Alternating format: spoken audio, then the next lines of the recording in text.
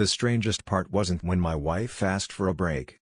It was how calm she looked saying it, like she had already practiced the moment in her head and decided my reaction wouldn't matter either way. I didn't know it then, but by the time she asked for space, she had already made room for someone else. My name's Nolan. I'm 38, I work in commercial HVAC outside Columbus, and for most of my life I believed that if you stayed steady enough, worked hard enough, and kept showing up, your marriage would at least have a fighting chance. I wasn't naive. I knew people changed. I knew love got quieter with time. Bills, routines, stress, aging parents, long workdays, all of it wears on a couple. I understood that. What I didn't understand was how a marriage could die in such a controlled, polite way that you almost felt stupid calling it death. My wife, Erin, and I had been married for 9 years. No kids. Just the two of us in a ranch-style house with a cracked driveway, a fenced backyard, and a kitchen we kept saying we'd remodel when things loosened up financially. She worked as a project coordinator for a medical supply company. Mostly remote, some office days, lots of emails, meetings, spreadsheets, deadlines. I had my route, my service calls, my overtime when the season got brutal. It wasn't glamorous, but it was solid. And for a long time, I thought solid was enough. In the beginning, it felt like it was. Erin used to meet me at the door some nights. Not every night. Just enough that it mattered. She'd smile when she heard the truck, ask how many rooftop units had tried to kill me that day, hand me a beer if it was Friday, steal fries off my plate if we got takeout, curl up against me on the couch like being near me was her default setting. We had our little habits. Sunday coffee on the back patio. Grocery runs where she always forgot the list and I always remembered it. Weekend drives with no destination. The normal stuff people don't post about because it doesn't look dramatic enough from the outside. That was the version of us I kept trying to find again when things started changing. At first, I didn't even call it changing. I called it a phase. A rough patch. Stress. Erin got quieter around the house. Not in an angry way. Almost worse than that. Efficient. Functional. She still asked whether I wanted chicken or pasta for dinner. Still paid the internet bill on time. Still reminded me when we were low on dog food before our lab, Murphy, died the year before. But she stopped bringing herself into the room with her. That's the only way I know how to describe it. Her body would be there, but her attention never fully landed. The intimacy went first. Not all at once. Nothing dramatic enough that I could point to one night and say that was it. It was more like every time I reached for her, there was a reason it couldn't happen. She was tired. Her head hurt. She had an early meeting. She felt bloated. She'd had a long day. She was just not in the mood. At first I accepted it because what else was I supposed to do, keep score? I didn't want to be that guy. I didn't want to turn closeness into pressure. So I backed off. Then I backed off some more. Then I realized we had gone weeks without touching in any real way and she didn't seem to notice at all. It wasn't just the bedroom either. Erin stopped kissing me properly. Those quick closed-mouth pecks started replacing real kisses, and even those felt like formalities. Like signing for a package. I'd walk past her in the kitchen and put a hand on her waist, and she'd step sideways a second too soon. I'd try to hug her from behind while she made coffee, and she'd say she was in the middle of something. Not mean. Not cold in a way anyone else could call out. Just consistently unavailable. That kind of rejection messes with your head because it gives you nothing clean to fight. If she had screamed at me, I could have screamed back. If she'd admitted she wasn't happy, maybe we could have dealt with something real. But instead I got this slow emotional dimming that made me feel like I was being unreasonable just for noticing I was lonely in my own marriage. I tried. That's what still bothers me sometimes. I really did try. I cleaned more without being asked. Started picking up her favorite coffee on my way home. Fixed the loose cabinet hinge she'd been mentioning for months. Booked a dinner reservation at a steakhouse she liked.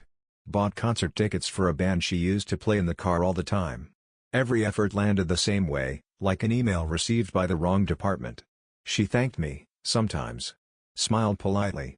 Then went right back to whatever screen or thought was more important than sitting in the life we had built together. One Thursday night about 2 months before she left, I brought it up as gently as I could. I told her I missed us. I told her I felt like something was off and I wanted to understand it before it turned into something bigger.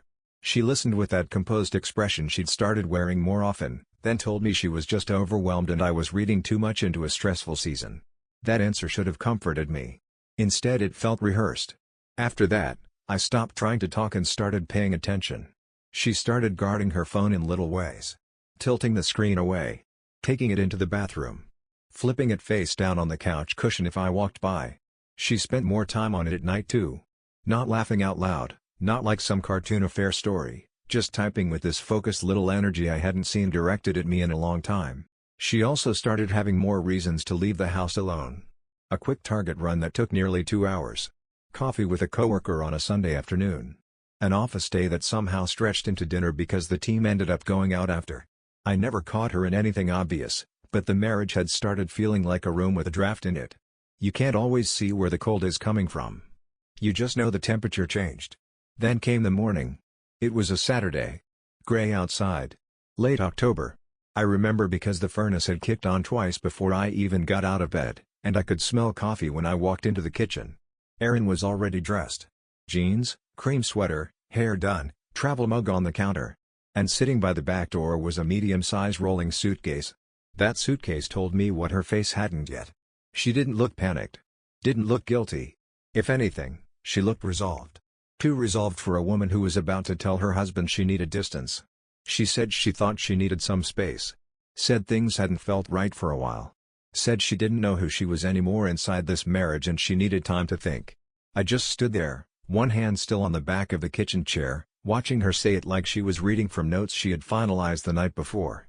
Part of me had expected this moment for weeks. Another part still couldn't believe she had the suitcase packed before the conversation even started.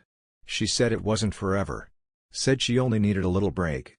Said she was going to stay with her friend Dana for a while and clear her head. What she seemed to expect from me was the usual scene. Questions. Bargaining. Hurt pride.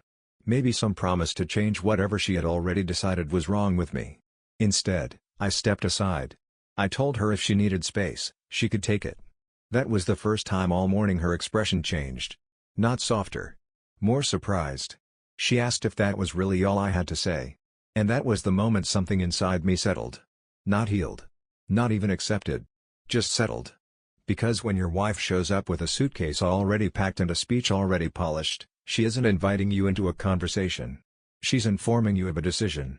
So I told her I wasn't going to beg someone to stay in a marriage they were already halfway out of. She stared at me for a second like I'd taken a line from a script she thought only she had read. Then she nodded once, grabbed the suitcase handle, and headed for the door. I followed her to it because that felt like what a husband does, even when the word husband suddenly starts feeling temporary. She didn't cry. Didn't hesitate. Didn't turn around for one last long look at the kitchen, or the hallway, or me. She just left. And when the front door shut behind her, the house didn't feel broken yet. It felt staged, like I was standing in the middle of a scene that had started long before I was told my part in it. The first week after Erin left, I kept waiting for the panic to hit.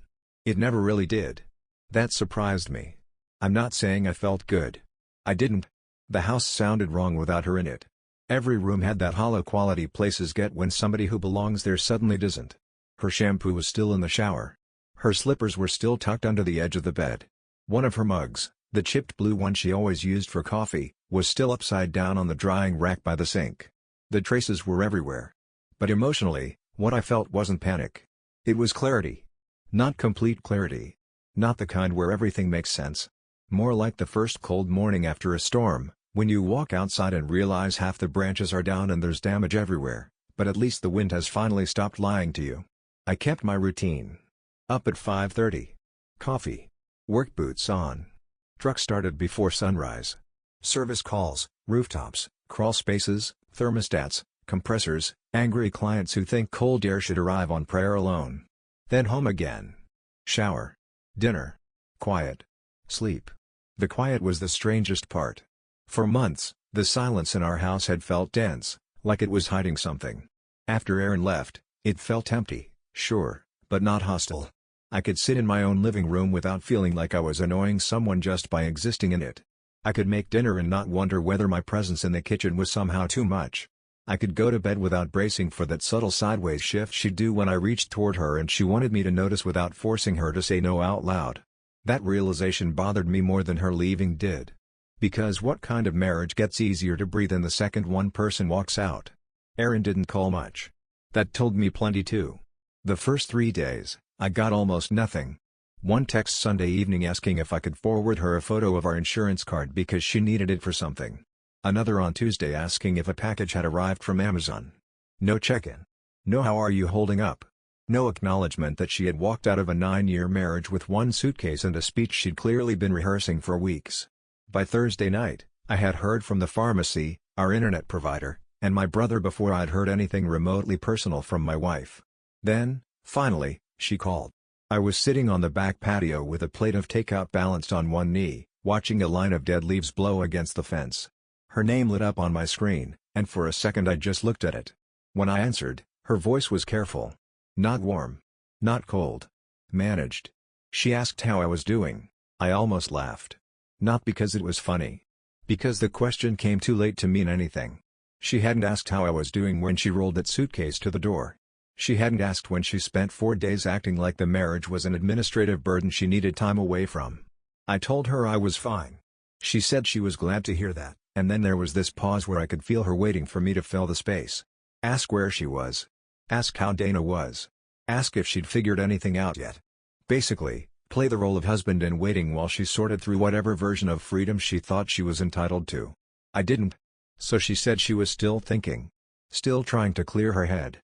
That phrase got under my skin more than I expected. Clear her head. It sounded so clean. So harmless. Like she had checked herself into some emotional workshop instead of walking out on her marriage after months of going cold and starving it out. I told her I understood. Another pause. Then she said she appreciated me giving her room. There it was. That was the arrangement, apparently. She would leave. I would behave. She would disappear into this undefined break. I would stay stable, available, respectful. A nice secure place to return to if all her thinking led her back home. That conversation lasted maybe 4 minutes. When it ended, I set the phone down on the patio table and stared at the dark screen for a long time. She didn't sound confused. That was what stuck with me. Confused people ramble. They contradict themselves. They search for language while they're speaking. Erin sounded streamlined. Controlled. Like she'd been living inside this version of events a lot longer than I had. The next clue came from my sister, Taryn.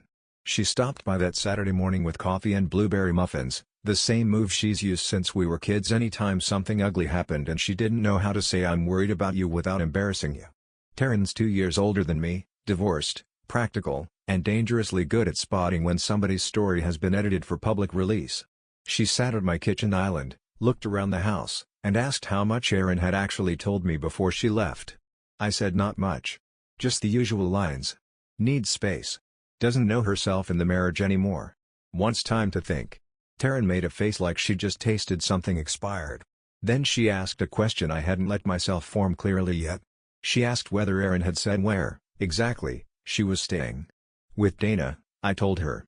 Taryn nodded slowly, then asked when the last time was I'd even heard Erin mention Dana.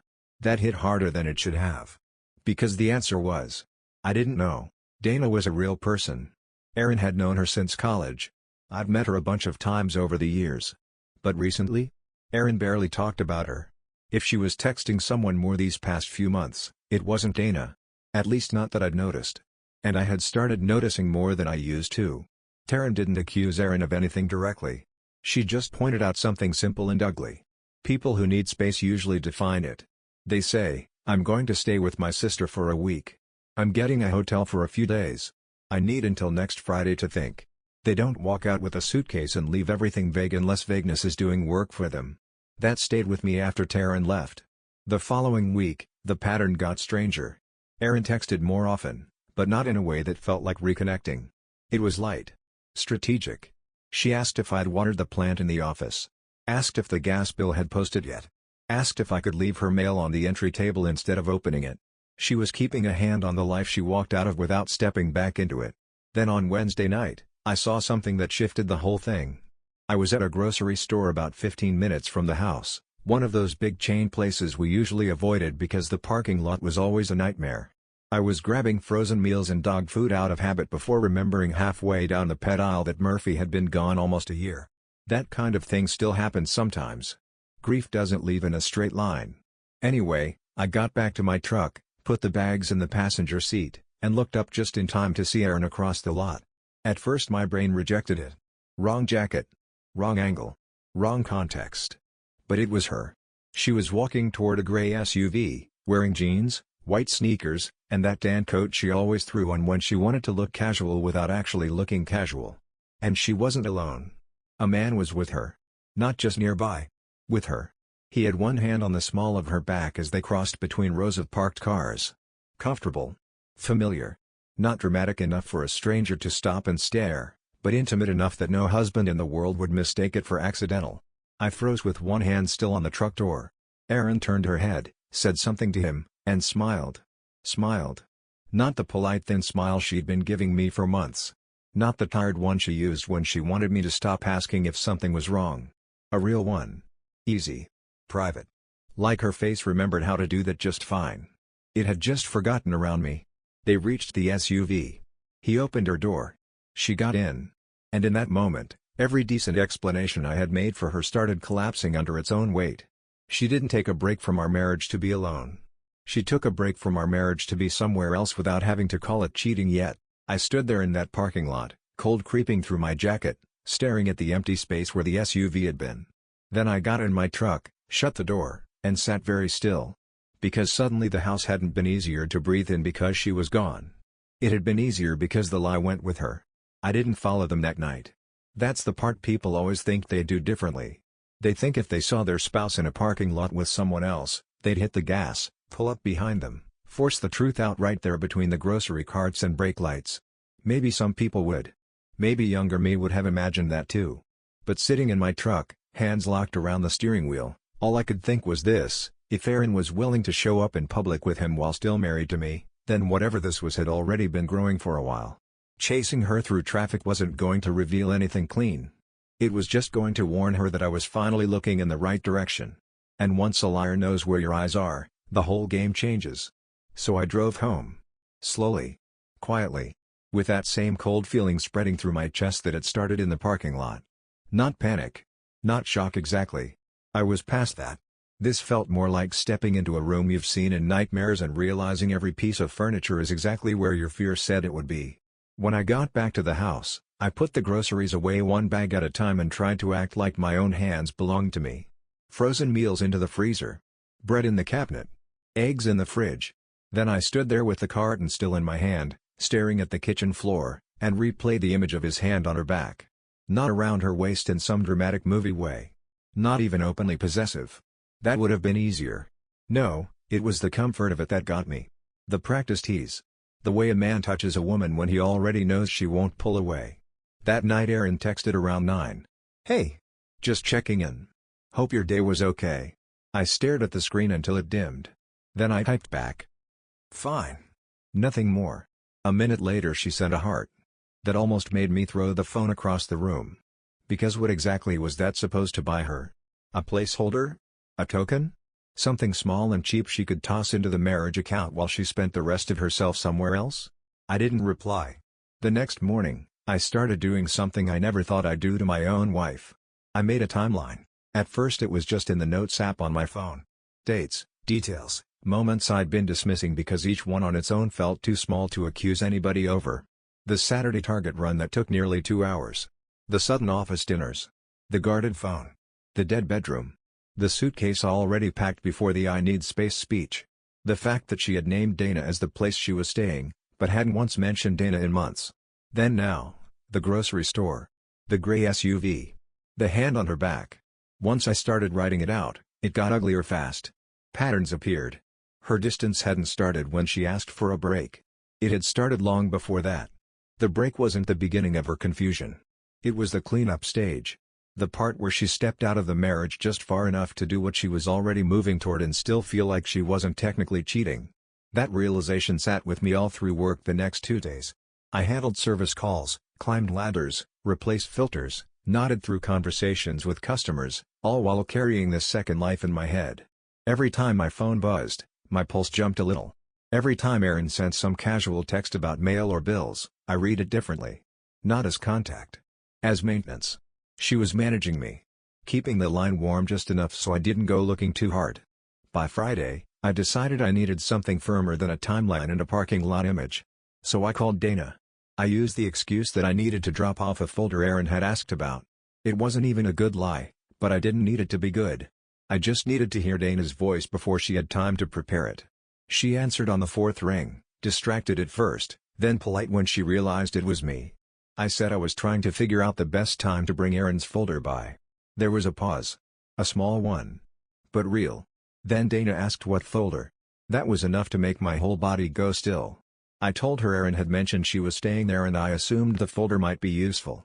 Another pause. Longer this time. Then Dana said she and Erin had grabbed coffee the week before, but Erin wasn't staying with her. She said it casually, even kindly, like she had no idea she'd just put a knife through the last clean version of the story I had left. I thanked her. Ended the call. Sat in my truck outside a supply house for maybe 3 full minutes without moving. So now I had that too. Not just suspicion. Not just body language. A direct lie. Erin had not taken a break from our marriage to stay with a friend and think. She had taken a break from our marriage and vanished into a place she didn't want named. That night, she called. I let it ring twice before answering. Her voice was soft, almost careful, and she asked if I was okay because I sounded distant over text lately. I almost admired the nerve of that. Almost. I told her work had been busy. She said she understood. Then she asked if I wanted to meet for coffee sometime the next week, just to talk face to face. That changed the air immediately.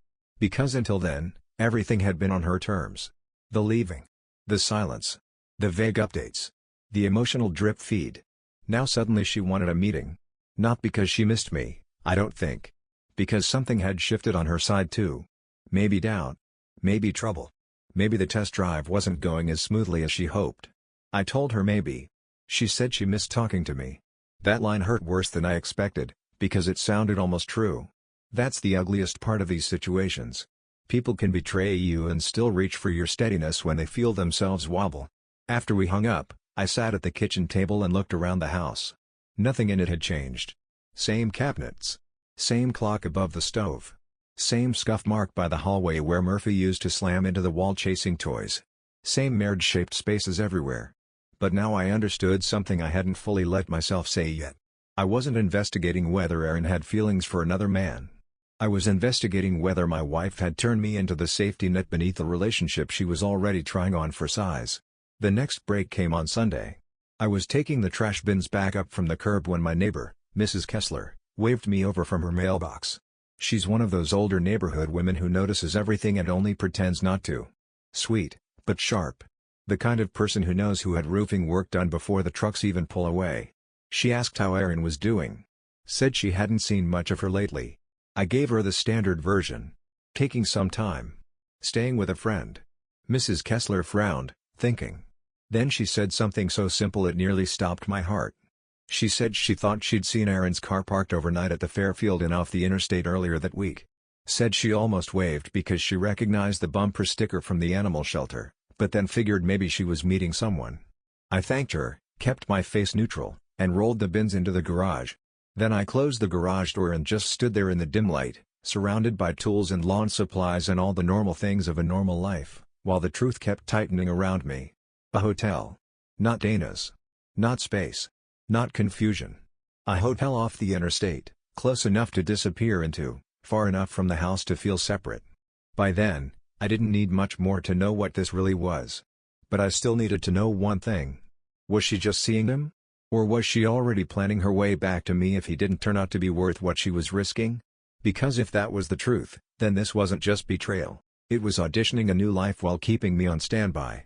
By Monday, I already knew how it was going to happen. Not the exact words.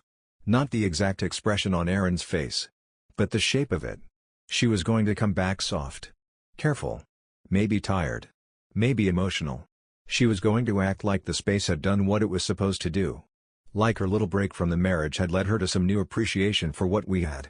And if I hadn't seen what I saw, if I hadn't called who I called, maybe that version of the story would have had a chance. But by then, I knew too much. The coffee meeting she suggested was set for Tuesday evening at a place halfway between the house and the industrial park where I usually ended my day. Neutral ground. That told me something too. People choose neutral ground when they want the option to leave fast. I got there early. It was one of those independent coffee shops trying hard to look relaxed. Exposed brick, hanging plants, chalkboard menu, acoustic music low in the background. I took a table near the back where I could see the door. Not because I wanted drama. Just because after the last 3 weeks, I was done being surprised. Erin walked in 8 minutes late. She looked good. That was the first thing I noticed, and I hated that I noticed it. Hair done. Light makeup. That damn coat folded over one arm. The same careful version of casual I had seen in that grocery store parking lot. She spotted me, smiled softly, and for one ugly second I saw the woman I married flash across her face. Not because she was back. Because she knew how to wear that face when she needed something. She sat down, wrapped both hands around her coffee cup, and gave me this sad little exhale like we were two decent people navigating a difficult season. Then she said she'd been doing a lot of thinking. Of course she had. I let her talk. She said the space had helped her clear her head. Said she realized how overwhelmed she'd been. Said she had lost sight of what mattered. Said she handled everything badly and knew she hurt me. All of it delivered in that calm, careful tone people use when they want to sound honest without getting specific enough to be caught in a lie. Then came the line I'd been waiting for. She said she wanted to come home. Not eventually. Not maybe. She said she thought we could start rebuilding if we were both willing. I just looked at her. And the strangest thing was, I didn't feel the surge of relief that version of me from 2 months earlier would have felt. I didn't feel tempted. I didn't feel hopeful. I felt tired. Not physically. Deep tired. The kind that comes when your heart finally catches up to what your brain has known for a while. So I asked her one question. I asked if she wanted to come home because she had truly figured something out, or because things with him didn't turn out the way she thought they would. Her face changed immediately. There it was. The real conversation. Finally. Not guilt first. Recognition. She knew, in that instant, that I wasn't sitting there waiting to be chosen again. I was sitting there with the truth already in my pocket, just waiting to see what kind of lie she'd try first. She asked what I meant. I told her I meant Dana saying she wasn't staying there. I meant seeing her with him in the grocery store parking lot. I meant the hotel off the interstate. I meant the fact that the break from our marriage had somehow included another man's hand on her back and her smiling like she hadn't forgotten how. Every bit of color drained out of her face. She looked down at the table, then back up at me, and I could see her trying to calculate which parts I knew for sure and which parts she could still reshape. That's when I knew the marriage was over. Not because she cheated. That mattered, obviously. But because even now, even sitting across from me with the whole thing collapsing, her first instinct was still strategy. She started crying quietly after that. Not loud. Not theatrical. Just tears sliding down while she stared at her coffee cup like maybe it would tell her what to say next.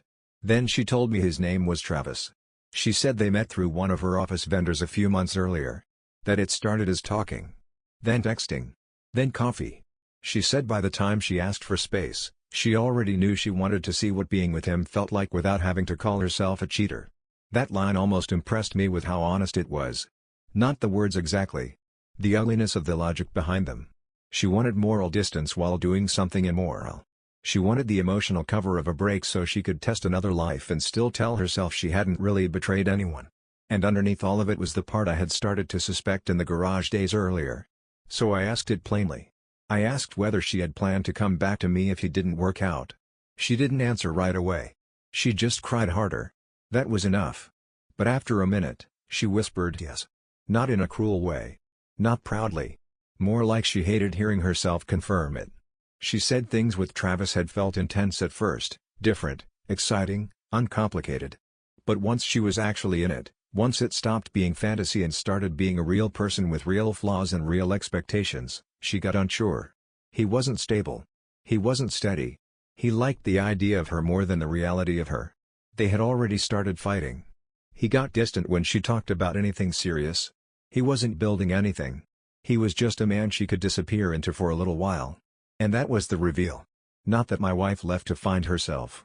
Not that she left because our marriage was already beyond saving. She left to test drive another man while keeping me parked exactly where she left me, hoping I'd still be there if the new engine rattled. I sat there listening to her confess that, and something in me went completely still.